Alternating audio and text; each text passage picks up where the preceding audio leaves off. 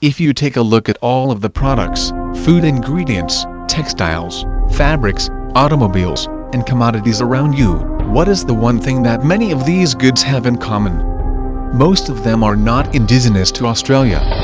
Most of these common everyday items are actually an import to Australia from foreign countries. The ability to engage in foreign trade with various trading partners, be it the USA, Brazil, India, Pakistan, Taiwan, Thailand, or China, is of significant importance to the Australian economy, and the livelihood of its people. Global trading is paramount for Australia's ability to maintain a high quality of life.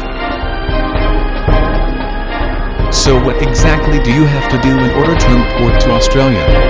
Whether it is just a small shipment transported by airplane, or a large-scale shipment freighted by sea vessel, the first thing you must do is become familiar with the legalities and regulations that govern what you can and can't import to Australia. You must know the costs, tariffs and duties you will need to pay for your shipment, as well as what paperwork and documentation you must present to the relevant authorities.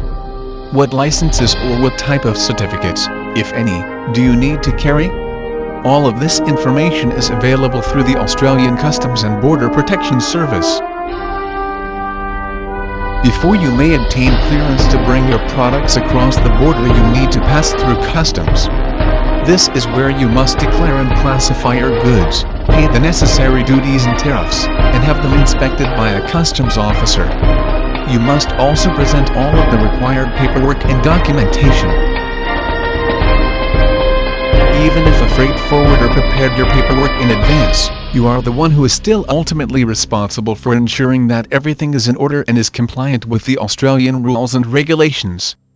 Obtaining clearance through customs need not be a stressful or harrowing process. As long as you do all of the necessary preparation ahead of time, you will find it extremely smooth and efficient.